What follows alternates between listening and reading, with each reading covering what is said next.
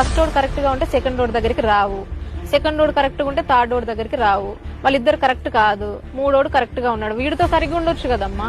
లేదు మేడం, ముగ్గురు మీద ఫీలింగ్స్ వస్తున్నాయి. లేదు మేడం, ముగ్గురు మీద ఫీలింగ్స్ వస్తున్నాయి. నువ్వు ఎంతగా కావాలనుకుంటున్నావో వాళ్ళు కూడా నేను అంతగా కావాలనుకున్నప్పుడే కదా పెళ్లి చేసుకుంటారు. అది మీరు కన్విన్స్ చేయాలి మేడం, అందుకే మీ దగ్గర help. లవ్ చేసేసి నువ్వా? సారీ ఎవరు అసలు ఏమనుకుంటున్నారు? అట్లాంటి షో కాదమ్మా. మీరు ఏమైనా తప్పుగా అనుకుని వచ్చుంటారేమో, మీరు బయలుదేరొచ్చు ఇక్కడ నుంచి.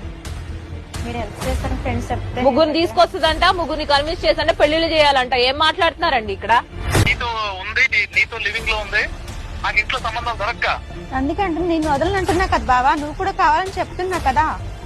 నేను కూడా కావాలంటే పెద్ద మొహమా? వాళ్ళు తిట్టినా కొట్టినా పర్లేదు, నాకైతే వాళ్ళ ముగ్గురు కావాలి. ముగ్గురా? ఓహో, ఇప్పుడు నీకు ముగ్గురు కావాలా? నేనొక్కనే కాదా? కాదండి, ముగ్గురు కావాలి. సరే అండి, మీరు పెద్ద మనుషులు అన్నారు కదా, మరి మీరు చెప్పండి.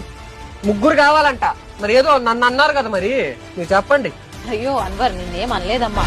ఇంతమంది ఇన్ని మాటలు మాట్లాడుతున్నా అసలు అట్లెట్లా మాట్లాడతావు రోజా? నాకు అర్థం కాదు. అబ్బో. నాకు ఆ ప్రెస్టేజ్ ఏంటి? నా లైఫ్ లోకి వస్తుందంట?